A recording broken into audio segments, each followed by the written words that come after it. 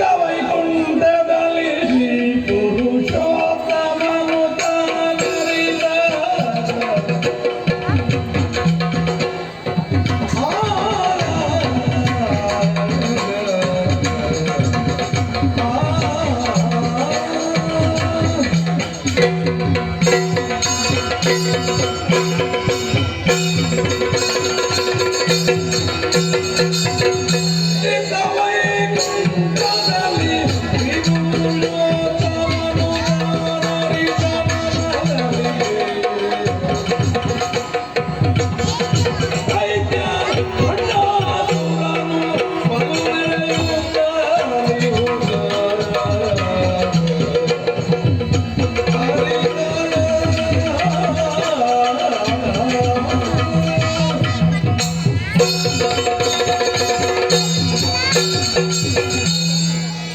ಪರಮ ಪಾವನವು ನಿತ್ಯನೂತನವೂ ಸನಾತನವೂ ಆದಂತಹ ವೈಕುಂಠ ಕ್ಷೇತ್ರ ಇದು ನೋಡಿದ್ದೀರಾ. ಕ್ಷೀರವಾರಿಧಿ ತನ್ನ ಶ್ವೇತ ಮಂದಹಾಸವನ್ನು ಬೀರಿ ನಟಿಸ್ತಾ ಇದ್ದಾಳೆ. ಇವಳಿಷ್ಟು ಸಂತೋಷವಾಗಿರುವುದಕ್ಕೆ ಕಾರಣ ಏನು ಅನ್ನೋ ಹಾಗೆ ಯೋಚಿಸಿದ್ರೆ, ಹರಿಗೆ ಗೋಮಿನಿಯನ್ನು, ಹರಗೆ ಚಂದ್ರಮನನ್ನು, ಇಂದ್ರಾದಿ ಸುಮನಸರಿಗೆ ಸಕಲ ಸೌಭಾಗ್ಯವನ್ನು ಕೊಟ್ಟಿದ್ದೇನೆ ಅನ್ನೋದು ಸಂತೋಷ. ಬಿಳಿಯ ಬಣ್ಣ ಶಾಂತಿಯ ಸಂಖ್ಯೆ. ಎಲ್ಲಿ ಸಾವಿರದಷ್ಟು ಶಾಂತಿ ನೆಲೆಯಾಗಿರ್ತದೋ ಅಲ್ಲಿ ಭಗವಂತನ ಆವಾಸ ಸ್ಥಾನ ಇದೆ ಅನ್ನುವುದಷ್ಟೇ ಸತ್ಯ. ಅಸ್ಥಿರವಾದಂತಹ ಮಾನವತೆಗೆ ಸುಸ್ಥಿರವಾದಂತಹ ಅಮೃತ ತತ್ವದ ಹೊಲವನ್ನು ಅನುಗ್ರಹಿಸಬೇಕು ಅನ್ನುವಂಥ ಉದ್ದೇಶದಿಂದಲೇ ಅಕುಂಠಿತವಾದಂತಹ ವೈಕುಂಠ ಕ್ಷೇತ್ರದಲ್ಲಿ ಶಾಶ್ವತವಾಗಿ ನೆಲೆಯಾದವನು, ಧರ್ಮದ ಮರ್ಮವನ್ನು ತಿಳಿದು ಅಧರ್ಮದ ಕರ್ಮವನ್ನು ಮಾಡುವಂತಹ ದುಷ್ಟರನ್ನೆಲ್ಲ ನಾಶಗೊಳಿಸುತ್ತಾ ಪ್ರಪಂಚದಲ್ಲಿ ಧರ್ಮ ನೆಲೆಯಾಗಬೇಕು ಹೀಗೆ ಚಿಂತನೆ ಮಾಡಿದವನು. ಆದ್ರೆ ಏನು ಮಾಡೋಣ, ಈ ಧನುಜರು ಅನ್ನುವಂತಹ ಕಾನನದ ಕೊಂಬೆಗಳನ್ನು ಕಡಿದಷ್ಟು ಮತ್ತೆ ಮತ್ತೆ ಮತ್ತೆ ಚಿಗುರೊಡೆಯುತ್ತಾ ಇದೆ. ಪ್ರಸ್ತುತ ಕಾಲದಲ್ಲಿ ಕಾಣಿಸಿಕೊಂಡವ ಪರಮೇಶ್ವರನಿಗೆ ಮಗನಾದವ ಬಂಡಾಸುರನೆನ್ನುವಂಥ ದೈತ್ಯ. ದೇವರನ್ನೇ ಅಪ್ಪನನ್ನಾಗಿ ಪಡೆದುಕೊಂಡಂತಹ ಯೋಗ್ಯತಾವಂತ ವ್ಯಕ್ತಿ ಇದ್ದಾನೆ.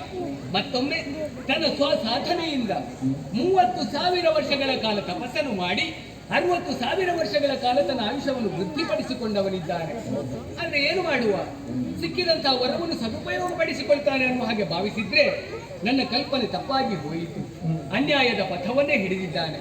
ಪ್ರಪಂಚದಲ್ಲಿ ಅನ್ಯಾಯ ಅನಾಚಾರ ಧರ್ಮಗಳನ್ನೇ ಮಾಡುತ್ತಾ ಲೋಕಕಂಟಕನಾಗಿದ್ದಾನೆ. ಇವನಿಷ್ಟು ಗೊಬ್ಬೆ ಮೆರೆಯುವುದಕ್ಕೆ ಕಾರಣ ಏನು ಅನ್ನೋ ಹಾಗೆ ಯೋಚಿಸಿದ್ರೆ,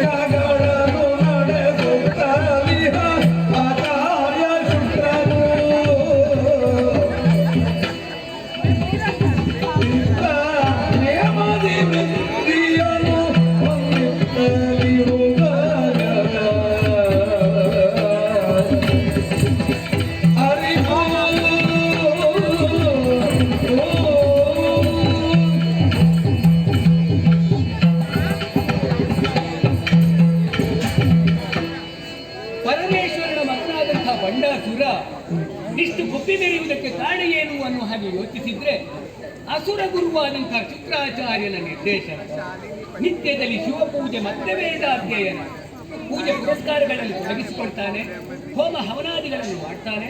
ಆ ಮೂಲಕವಾಗಿ ದಿನದಿಂದ ದಿನಕ್ಕೆ ವೃದ್ಧಿಯನ್ನು ಹೊಂದುತ್ತಾ ಇದ್ದಾನೆ. ಆದ್ರೆ ಏನು ಮಾಡುವ, ಎಷ್ಟು ಪುಣ್ಯದ ಕಾರ್ಯಗಳನ್ನು ಮಾಡಿದ್ರೂ ಕೂಡ ಜೀವನದಲ್ಲಿ ಮಾಡುವುದು ಮಾತ್ರ ಅನ್ಯಾಯದ ಕೆಲಸ. ಪಂಚ ಮಹಾಪಾತಕಗಳನ್ನು ಎಸಗುವುದರ ಮೂಲಕವಾಗಿ ಲೋಕಕಂಟಕ ಅನ್ನಿಸಿಕೊಂಡವನಿದ್ದಾನೆ. ದುಷ್ಟನಾದಂತಹ ಅವನನ್ನು ನಾಶಗೊಳಿಸಬೇಕು ಅನ್ನೋ ಹಾಗೆ ಚಿಂತನೆ ಮಾಡಿದ್ರೆ ದಾರಿ ಕಾಣುವುದಿಲ್ಲ. ಕಾರಣ ಕೇಳಿದ್ರೆ ವರಪ್ರಭಾವ. 60,000 ವರ್ಷಗಳ ಕಾಲ ಅವನನ್ನು ಏನೂ ಮಾಡುವುದಕ್ಕೆ ಸಾಧ್ಯ ಇಲ್ಲ. ಹಾಗೆಂದು ಅವನನ್ನು ಉಳಿಯುವುದಕ್ಕೆ ಬಿಟ್ಟಂತಾದ್ರೆ ಪ್ರಪಂಚದ ಧರ್ಮವೂ ಇರುವುದಿಲ್ಲ. ಏನು ಮಾಡೋಣ? ಒಂದು ದಾರಿ ಇದೆ.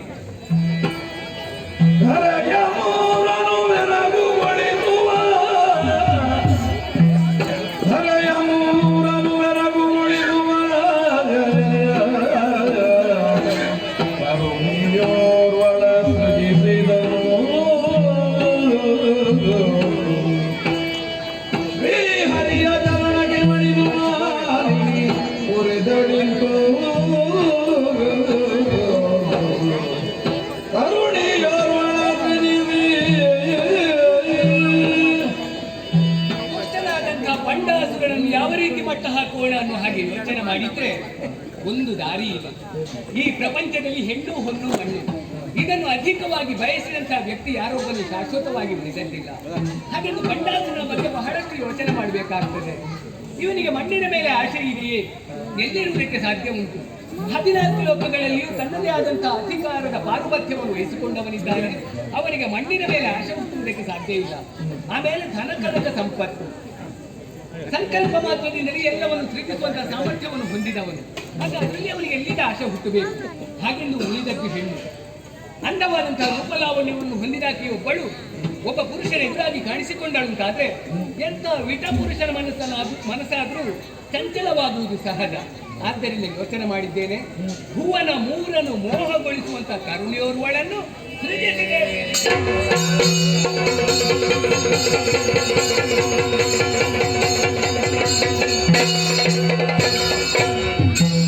ಪರಮ ಪುರುಷ ಮುರಹರ ದೇವ ಅವಧರಿಸು ಕರುಣದಲ್ಲಿ